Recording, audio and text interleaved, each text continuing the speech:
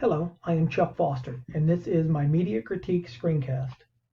The topic I have chosen for this media critique is the Amateur Drone Enthusiast Training. The two multimedia assets I'll be critiquing is an infographic asset and a video trainer asset. My target audience for this training would be people ages 25 to 34. An important note is those with disability should be able to utilize this training.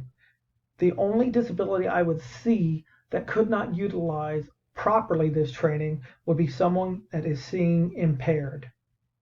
The following two multimedia assets are specifically designed for my target audience of people ages 25 through 34. Here you see my graphic for infographic. This graphic can be used digitally, it can be transmitted digitally, or it can be utilized in printed form. I have linked this to the website, which we're going to go to now because it's important on my critique. So here's the website. There is our graphic, and below this graphic, you see they have battery RX, TX.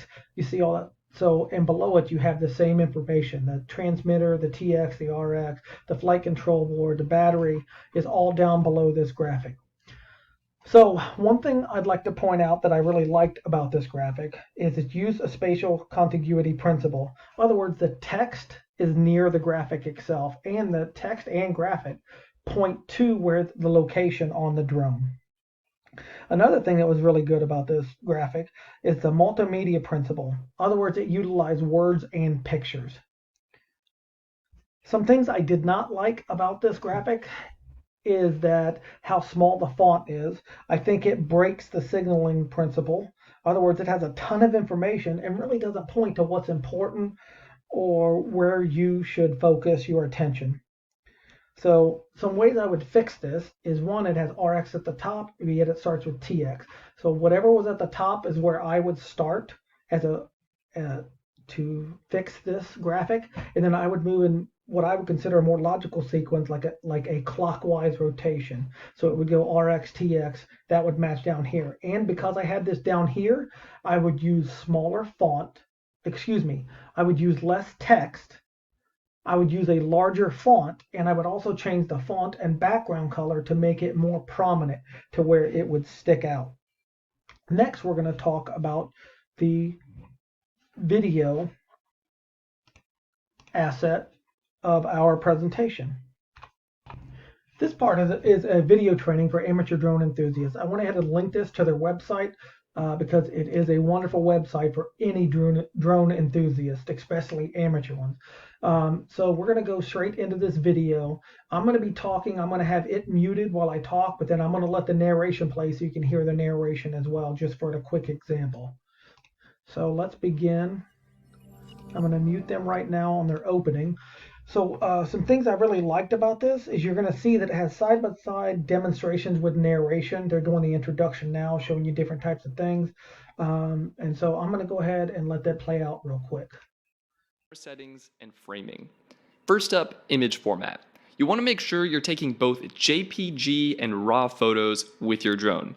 We have a video detailing how to do this and why to do this, but basically the idea here is the JPEG images will look great right off the bat and be relatively small file sizes, while the RAW photos will act as... So as you can see, that was a quick brief on narration. They have great narration with this. They do side by side. They use minimal text, but yet it has great impact. They have great examples with the narration, and the use of the voice principle is amazing. You know, in other words, people just learn better when narration and multimedia lessons is spoken in a friendly human voice rather than a machine voice. So you actually have a subject matter expert that is creating this. Its use of the multimedia principle was amazing. Some of the things I didn't like about this, as you can see, the video is only 3 minutes 59 seconds long. So it quickly runs through the instruction. It doesn't give the learner time to digest the information before moving on to the next topic. It doesn't have anything to draw your attention specifically to what's important. So I would probably lengthen this out. I would also probably get a actual narrator instead of a subject matter expert to voice over this specific training video. So I'm going to go back into my presentation. So those were my two critiques on the media assets that I have chosen on amateur drone enthusiast training. Some things to note is the cost to create these two types of media assets, the infographic and the video trainer, are quite minimal. They're both highly effective. They're easy to use and create. They can be delivered in both printed and or digital format. And learners can access these assets by the use of their phone or any device with the internet access. Thank you for your time. Go Bucks.